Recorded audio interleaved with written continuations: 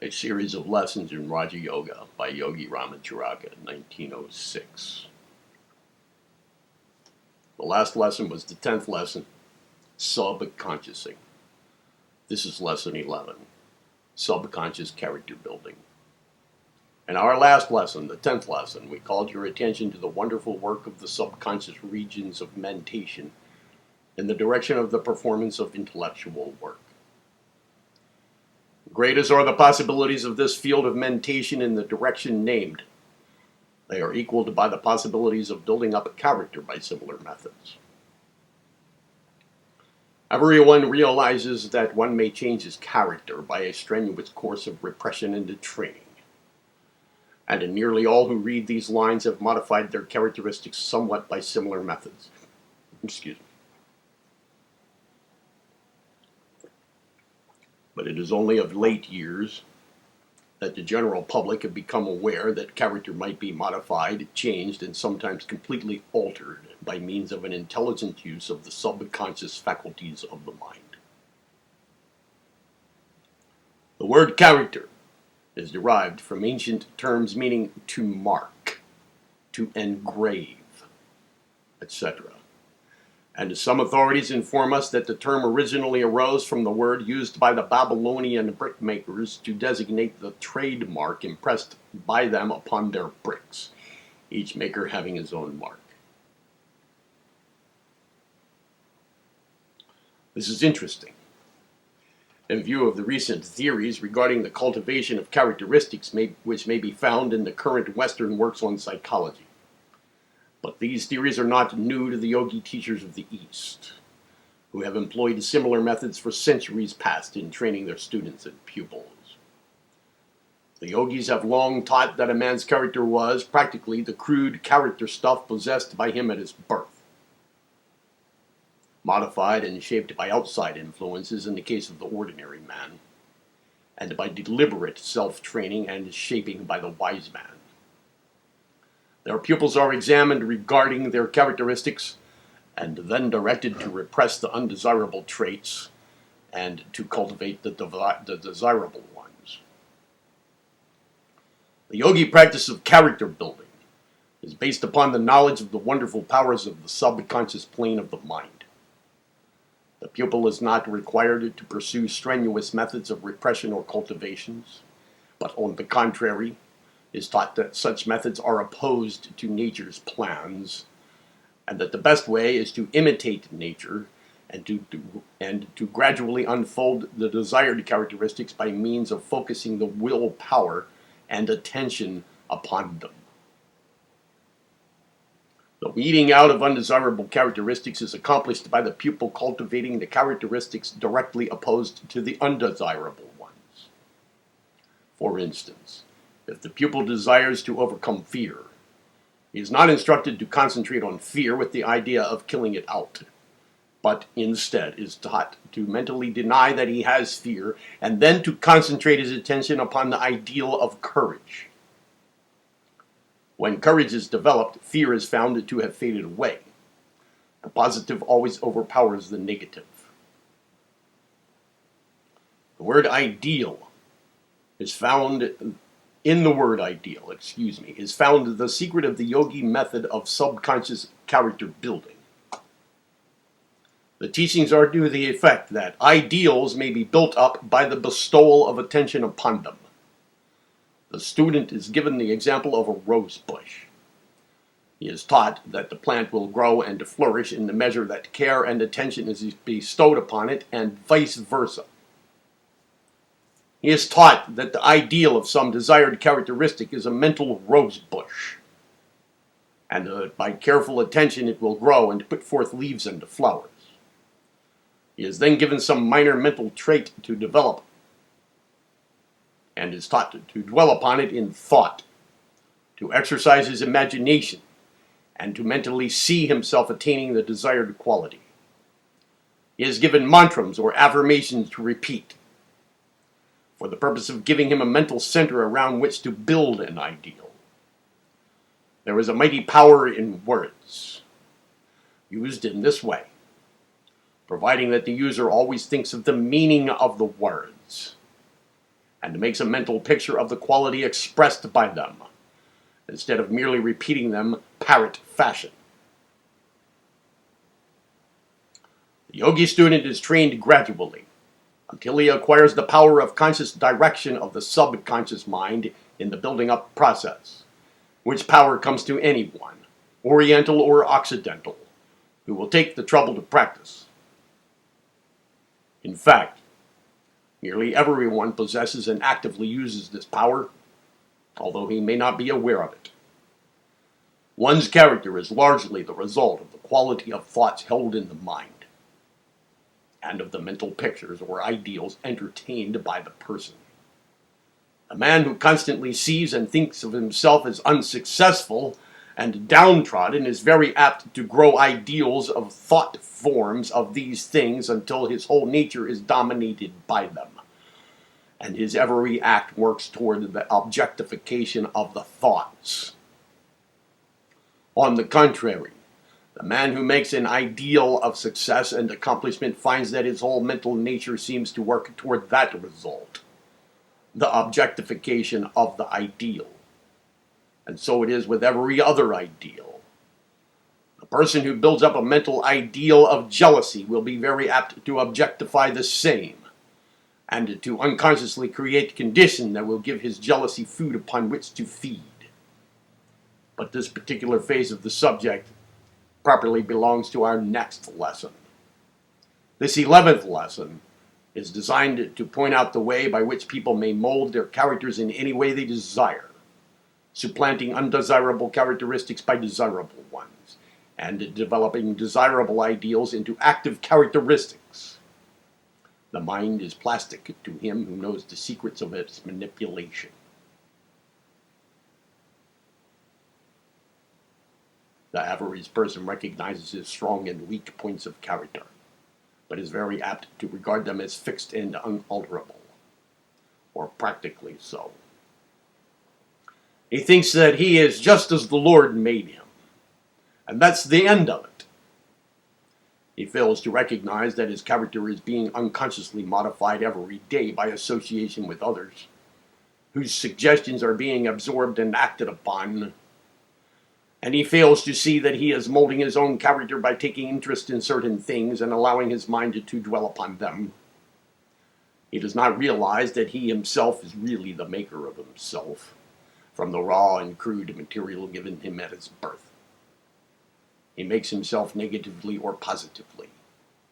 Negatively if he allows himself to be molded by the thoughts and ideals of others, and positively if he molds himself.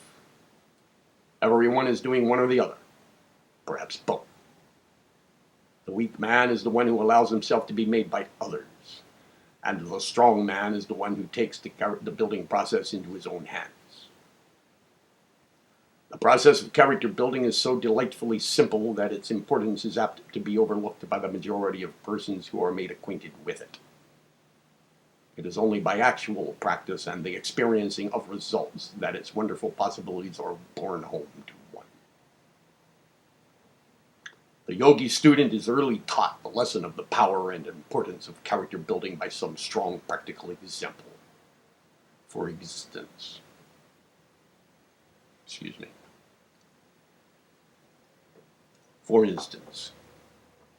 the student is found to have certain tastes of appetite, such as a like for certain things and a corresponding dislike for others. The yogi teacher instructs the student in the direction of cultivating a desire and taste for the disliked thing, and a dislike for the liked thing. He teaches the student to fix his mind on the two things, but in the direction of imagining that he likes the one thing and dislikes the other. The student is taught to make a mental picture of the desired conditions, and to say, for instance, I loathe candy.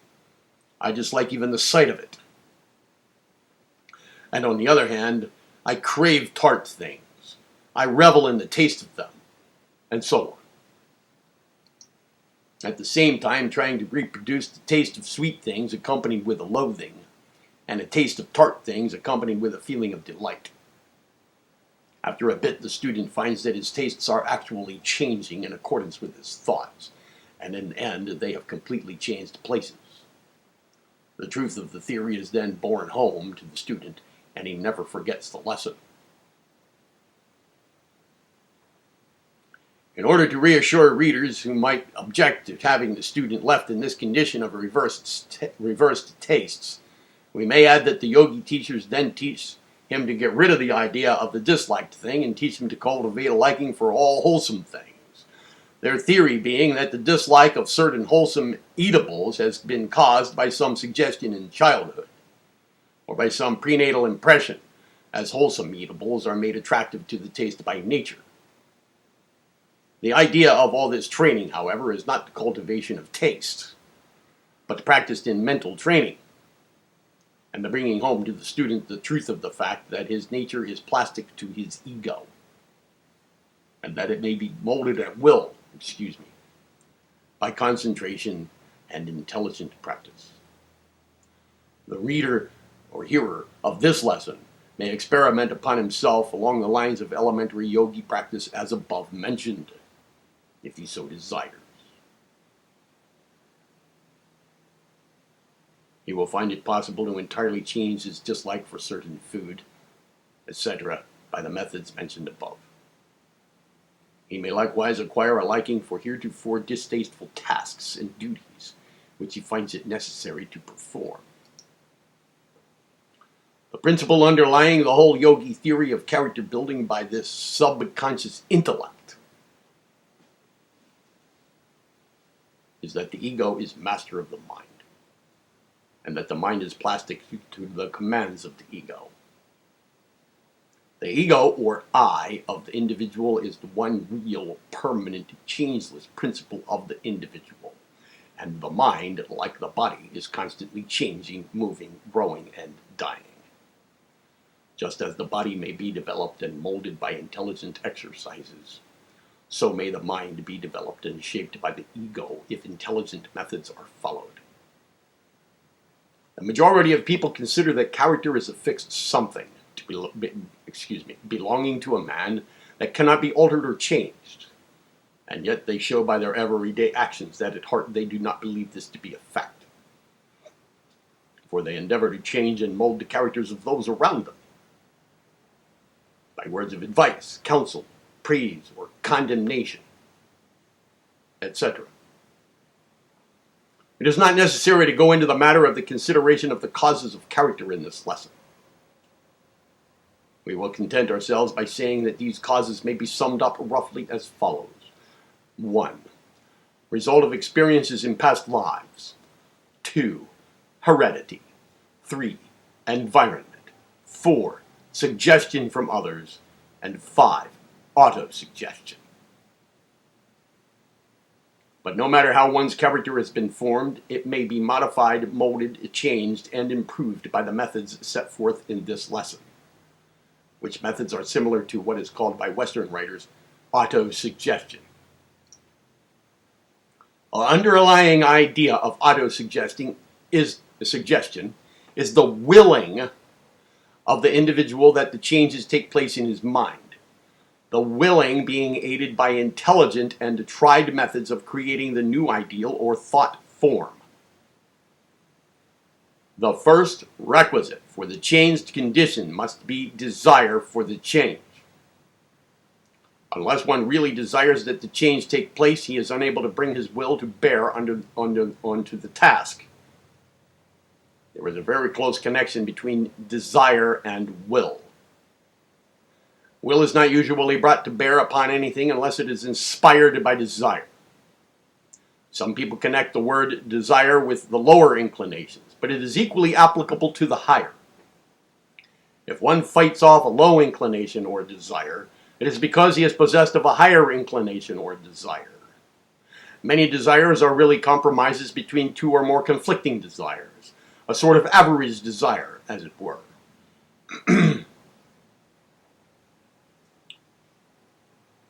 Unless one desires to change his character, he will not make any move toward it. And in proportion to the strength of the desire, so will be the amount of willpower that is put in the task. The first thing for one to do in character building is to want to do it. And if he finds that the want is not sufficiently strong to enable him to manifest the perseverance and effort necessary to bring it to a successful conclusion, then he should deliberately proceed to build up the desire. Desire may be built up by allowing the mind to dwell upon the subject until a desire is created. This rule works both ways, as many people have found out to their sorrow and misery. Not only may one build up a commendable desire in this way, but he also may build up a reprehensible one. A little thought will show you the truth of this statement. A young man has no desire to indulge in the excesses of a fast life. But after a while he hears or reads something about others leading that sort of life, and he begins to allow his mind to dwell upon the subject, turning it around and examining it mentally and going over it in his imagination. After a time, he begins to find a desire gradually sending forth roots and branches, and he continues to water the thing in his imagination. Before long, he will find within himself a blossoming inclination, which will try to insist upon expression in action. There is a great truth behind the words of the poet. Vice is a monster of so frightful mien, that to be hated it needs but to be seen. Yet seen too oft, familiar with her face, we must endure, then pity, and then embrace. And the follies and crimes of many a man have been due to the growing of desire within his mind, through this plan of planting the seed and then carefully watering and tending to it, this cultivation of the growing desire. We have thought it well to give this word of warning because it will throw light upon many things that may have perplexed you, and because it may serve to call your attention to certain growing weeds of the mind that you have been nourishing. But remember always that the force that leads downward may be transmuted and made to lead upward. It is just as easy to plant and grow wholesome desires as the other kind. If you are conscious of certain defects and deficiencies in your character, and who isn't, and yet find yourself not possessed of a strong enough desire to make the changes necessary, then you should commence by planting the desire seed and allowing it to grow by giving it constant care and attention. You should picture to yourself the advantages of acquiring the desirable traits of character of which you have thought. Then you should frequently go over and over them in your mind, imagining yourself as possessing them, imaging yourself in imagination as possessing them. You will then find that the growing desire will make headway and that you will gradually begin to want to possess that trait of character more and more. And when you begin to want to hard enough, you will find arising in your consciousness a feeling of the possession of sufficient willpower to carry it through. Will follows the desire. Cultivate a desire, and you will find the back of it the will to carry it through. Under the pressure of a very strong desire, men have accomplished feats akin to miracles. If you find yourself in possession of desires that you feel are hurtful to you, you may rid yourself of them by deliberately starving them to death, and at the same time growing opposite desires. By refusing to think of the objectionable desires, you refuse them the mental food upon which alone they can thrive. Just as you starve a plant by refusing it nourishing soil and water, so may you starve out an objectionable desire by refusing to give it mental food. Remember this, for it is most important. Refuse to allow the mind to dwell upon such desires, and resolutely turn aside the attention, and particularly the imagination, from the subject. This may call for the manifestation of a little willpower in the beginning, but it will become easier as you progress, and each victory will give you renewed strength for the next fight. But do not temporize with the desire. Do not compromise with it. Refuse to entertain the idea. In a fight of this kind, each victory gives one added strength, and each defeat weakens one.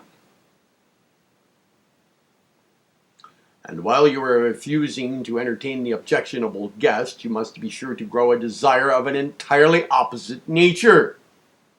A desire directly opposed to the one that you are starving to death.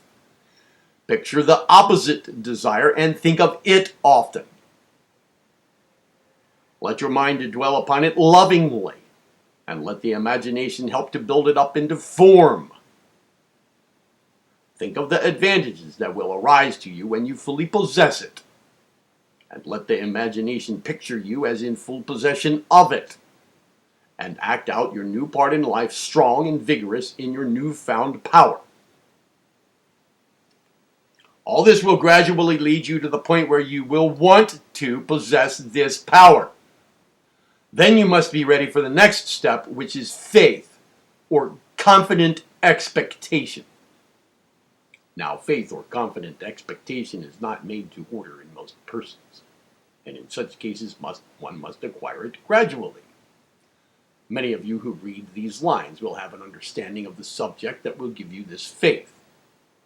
But to those who lack it, we suggest that they practice on some trivial phases of the mental makeup, some petty trait of character, in which the victory will be easy and simple.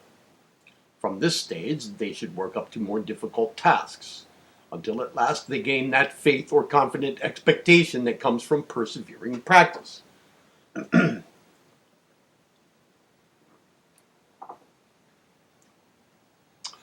The greater the degree of faith or confident expectation that one carries with him in this task of character building, the greater will be his success. And this because of well-established psychological laws. Faith or confident expectation clears away the mental path and renders the work easier, while doubt or lack of faith retards the work and acts as obstacles and stumbling blocks. Strong desire and faith or confident expectation are the first two steps. The third is willpower. By willpower, we do not mean that strenuous clenching of fist and frowning brow thing that you may think of when we say will. Will is not manifested in this way. The true will is called into play by one realizing the I part of himself and speaking the word of command from that center of power and strength. It is the voice of the I, and it is needed in its work of character building. So, now you're ready for work, being possessed of 1. Strong desire, 2. Faith or confident expectation, and 3. Willpower. With such a triple weapon, nothing but success is possible. Well, then comes the actual work. The first thing to do is to lay the track for a new character habit. Habit? You may ask in surprise. Yes, habit. For that word gives the secret of the whole thing. Our characters are made up of inherited or acquired habits. Think over this a little and you'll see the truth of it. You do certain things without a thought, because you have gotten into the habit of doing them. You act in certain ways because you have established the habit. You are in the habit of being truthful, honest, virtuous, because you have established the habit of being so. Do you doubt this? Well, then look around you, or look within your own heart, and you will see that you have lost some of your old habits of action and have acquired new ones. The building up of character is the building up of habits, and the changing of character is the changing of habits. It will be well for you to settle this fact in your own mind, where it will give you the secret of many things connected with the subject. And remember this, that habit is almost entirely a matter of the subconscious mentality. It is true that habits originate in the conscious mind, but as they are established, they sink down into the depths of the subconscious mentality, and thereafter become second nature, which, by the way, is often more powerful than the original nature of the person. The Duke of Wellington said that habit was as strong as 10 natures, and he proceeded to drill habits into his army until they found it natural to act in accordance with the habits pounded into them during the drills. Darwin relates an interesting instance of the force of habit over the reason. He found that his habit of starting back at the sudden approach of danger was so firmly established that no willpower could enable him to keep his face pressed up against the cage of the cobra in the zoological gardens when the snake struck at him, although he knew the glass was so thick that there could be no danger, and although he exerted the full force of his will. But we venture to say that one could overcome even this strongly ingrained habit by gradually training the subconscious mentality and establishing a new habit of thought and action. It is not only during the actual process of willing the new habit that the work of making the new mental path goes on. In fact, the yogis believe that the principal part of the work goes on subconsciously between the intervals of command, and that the real progress is made in that way, just as the real work of solving the problem is performed subconsciously, as related in our last lesson. As an example, we may call your attention to some instances of the cultivation of physical habits. A physical task learned in the evening is much easier to perform the following morning than it was the night before, and still easier the following Monday morning than it was on Saturday afternoon previous. The Germans have a saying that we learn to skate in summer and to swim in winter, meaning the impression passed on to the subconscious mentality deepens and broadens during the interval of rest. The best plan is to make frequent, sharp impressions, and then to allow reasonable periods of rest in order to give the subconscious mentality the opportunity to do its work. By sharp impressions, we mean impressions given under strong intention, as we have mentioned in some of the earlier lessons of this series. A writer has well said, "Sow an act, reap a habit. Sow a habit, reap a character. Sow a character, reap a destiny," thus recognizing habit as the source of character. We recognize this truth in the training of children, forming good habits of character by constant repetition, by watchfulness, etc. Habit acts as a motive when established, so that while we think we are acting without motive, we may be acting under the strong motive power of some well-established habit. Herbert Spencer has well said, "The habitually honest man does what is right, not consciously because he ought to, but with simple satisfaction, and is ill at ease until it is done." Some may object that this idea of habit as a basis of character may do away with the idea of a developed moral conscientiousness. As for instance, Josiah Royce, who says, "The establishment of organized habit is never in itself enough to ensure the growth of an enlightened moral conscientiousness. But to such we would say that one must want to cultivate a high character before he will create the habits usual to the same, and the want to is the sign of the moral conscientiousness rather than the habit." And the same is true of the ought to side of the subject. The ought to arises in the conscious mind in the beginning, and inspires the cultivation of the habit, although the latter, after a while, becomes automatic, a matter of the subconscious mentality, without any ought to attachment. It then becomes a matter of like to. Thus we see that the molding, modifying, changing, and building of character is largely a matter of the establishing of habits. And what is the best way to establish habits? Well, that becomes our next question. The answer of the yogi is, establish a mental image, and then build your habit around it. And in that sentence, he has condensed the whole system. Everything we see having a form is built around a mental image. Either the mental image of some man, some animal, or of the absolute. This is the rule of the universe.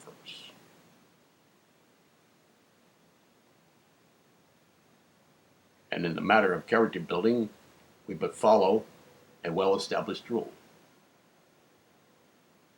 When we wish to build a house, we first think of house in a general way. Then we begin to think of what kind of a house. Then we go into details.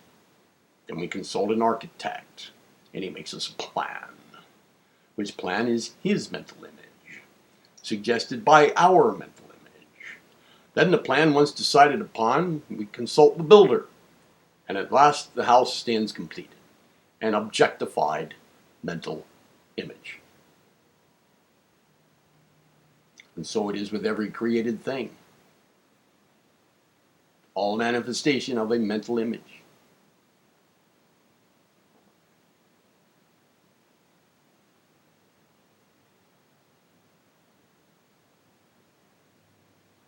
And so, when we wish to establish a trait of character, we must form a clear, distinct mental image of what we wish to be. This is an important step. Make your picture clear and distinct and fasten it in your mind. Then begin to build around it. Let your thoughts dwell upon the mental picture. Let your imagination see yourself as possessed of the desired trait and acting it out. Act it out in your imagination over and over again, as often as possible, persevering and continuously, seeing yourself manifesting the trait under a variety of circumstances and conditions. As you continue to do this, you will find that you will gradually begin to express the thought in action, to objectify the subjective mental image. It will become natural for you to act more and more in accordance with your mental image, until at last the new habit will become firmly fixed in your mind, and will become your natural mode of action and expression. This is no vague visionary theory. It is a well-known and proven psychological fact, and thousands have worked marvelous changes in their character by its means. Not only may one elevate his moral character in this way, but he may mold his work-a-day self to better conform to the needs of his environment and occupation. If one lacks perseverance, he may attain it. If one is filled with fear, he may supplant it with fearlessness. If one lacks self-confidence, he may gain it. In fact, there is no trait that may not be developed in this way. People have literally made themselves over by following this method of character building. The great trouble with the race has been that persons have not realized that they could do these things. They have thought that they were doomed to remain just the creatures that they found themselves to be. They did not realize that the work of creation was not ended, that they had within themselves a creative power adaptive to the needs of their case. When man first realizes this truth and proves it by practice, he becomes another being. He finds himself superior to environment and training. He finds that he may ride over these things. He makes his own environment, and he trains himself. In some of the larger schools in England and the United States, certain scholars have developed and manifested the ability to control themselves, and their actions are placed on a roll of a grade called the self-governed grade. Those in this grade act as if they had memorized the following words of Herbert Spencer: In the supremacy of self-control consists one of the perfections of the ideal man. Not to be impulsive, not to be spurred hither and thither by each desire, but to be self-trained, self-balanced, governed by the just decision of the feelings in council assembled. That it is which moral education strives to produce. This is the desire of the writer of this lesson, to place each student in the self-governed class, self with the capital S. We cannot attempt in the short space of a single lesson to map out a course of instruction and character building adapted to the special needs of each individual. But we think that we have said what we have said on the subject should be sufficient to point out the method for each student to map out a course for himself, following the general rules given here. As a help to the student, however, we will give a brief course of instruction for the cultivation of one desirable trait of character. The general plan of this course may be adapted to fit the requirements of any other case, if intelligence is used by the student. The case we have selected is that of a student who has been suffering from a lack of moral courage, a lack of self-confidence, an inability to maintain poise in the presence of other people, an inability to say no, a feeling of inferiority to those with whom he comes into contact. The brief outline of the course of practice given in this case is herewith given. Preliminary thought. You should fix firmly in your mind the fact that you are the equal of any and every man. You come from the same source. You are an expression of the same one life. In the eyes of the Absolute, you are the equal of any man, even the highest in the land. Truth is, things as God sees them. And in truth, you and the man are equal, and at the last, one. All feelings of inferiority are illusions, errors, and lies, and have no existence in truth. When in the company of others, remember this fact, and realize that the life principle in you is talking to the life principle in them. Let the life principle flow through you, and endeavor to forget your personal self with the small s. At the same time, endeavor to see that same life principle behind and beyond the personality of the person in whose presence you are. He is by a personality hiding the life principle, just as you are. Nothing more, nothing less. You are both one in truth.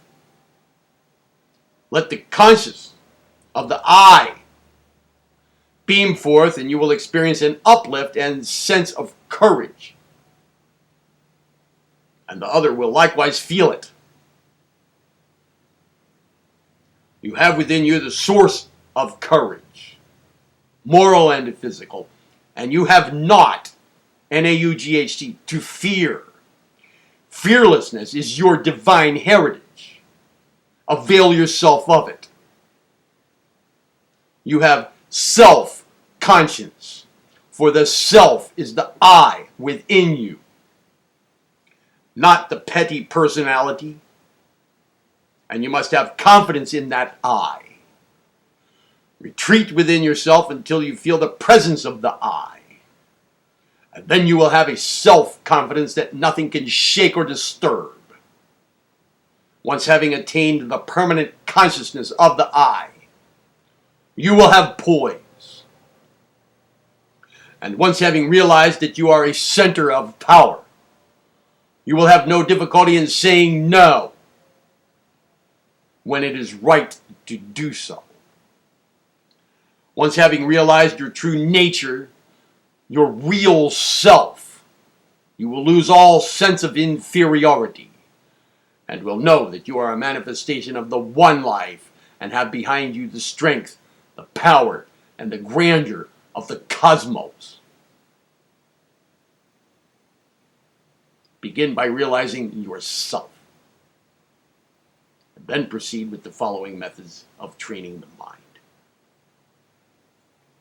Word images. It is difficult for the mind to build itself around an idea unless that idea be expressed in words. A word is the center of an idea, just as the idea is the center of the mental image, and the mental image the center of the growing mental habit. Therefore, the yogis always lay great stress upon the use of words in this way. In the particular case before us, we should suggest the holding before you of a few words crystallizing the main thought. We suggest the words, I am, courage, confidence, poise, firmness, equality. Commit these words to memory. And then endeavor to fix in your mind a clear conception of the meaning of each word, so that each may stand for a live idea when you say it.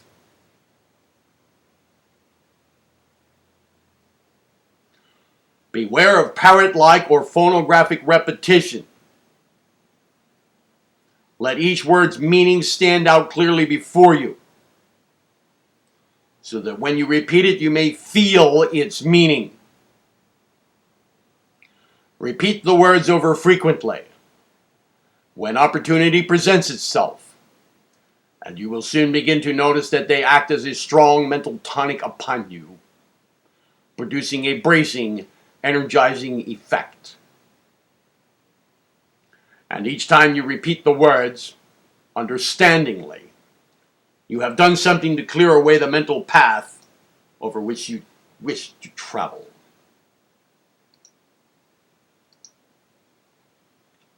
Practice. When you are at leisure and are able to indulge in daydreams without injury to your affairs of life, call your attention into play and endeavor to picture yourself as being possessed of the qualities indicated by the words named. Picture yourself under the most trying circumstances, making use of the desired qualities and manifesting them fully. Endeavor to picture yourself as acting out your part well and exhibiting the desired qualities. Do not be ashamed to indulge in these daydreams, for they are the prophecies of the things to follow. And you are but rehearsing your part before the day of the performance.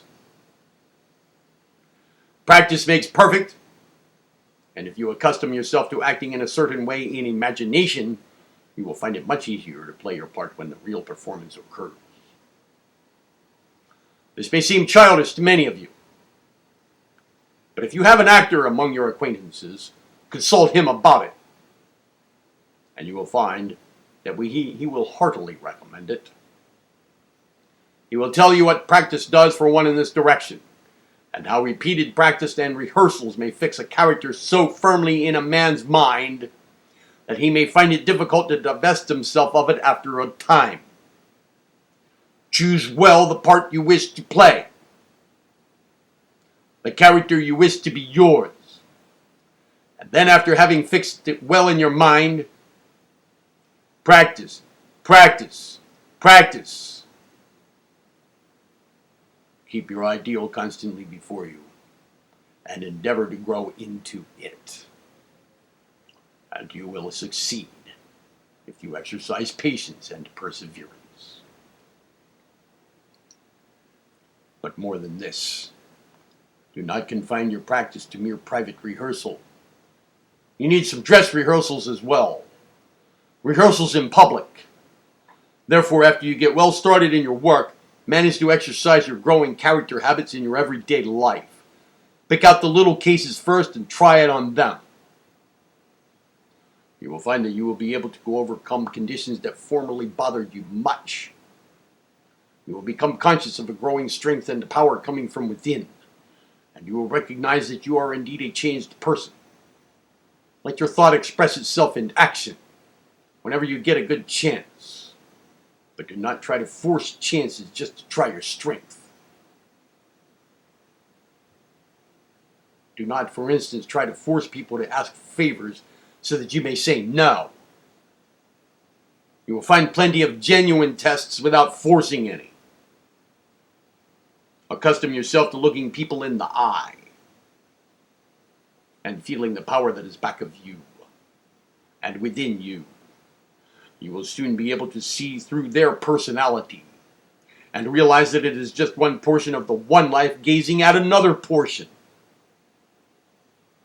and that therefore there is nothing to be afraid of.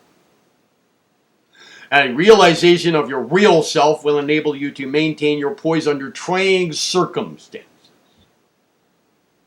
If you will but throw aside your false idea about your personality, forget yourself, your little personal self, for a while, and fix your mind on the universal self of which you are a part. All these things that you have worried, or that have worried you, are but incidents of the personal life, and are seen to be illusions when viewed from the standpoint of the universal life. Carry the universal life with you as much as possible into your everyday life. It belongs there as much as anywhere, and will prove to be a tower of strength and refuge to you in the perplexing situations of your busy life. Remember always that the ego is master of the mental states and habits. The ego with the capital E, the I. Master of the mental states and habits, and that the will is the direct instrument of the ego and is always ready for its use. Let your soul be filled with the strong desire to cultivate those mental habits that will make you strong. Nature's plan is to produce strong individual expressions of herself, and she will be glad to give you her aid in becoming strong. The man who wishes to strengthen himself will always find great forces back of him to aid in the work, for he is not carrying out one of nature's pet plans, and one which she has been striving for throughout the ages. Anything that tends to make you realize and express your mastery tends to strengthen you, and places at your disposal nature's aid. You may witness this in everyday life. Nature seems to like strong individuals and delights in pushing them ahead. By mastery, we mean mastery over your own lower nature, as well as over outside nature. Of course, the I is master. Forget it not, O student, and assert it constantly. Peace be with you. Mantra or affirmation for this lesson. I am the master of my mental habits. I control my character. I will to be strong and summon the forces of my nature to my aid.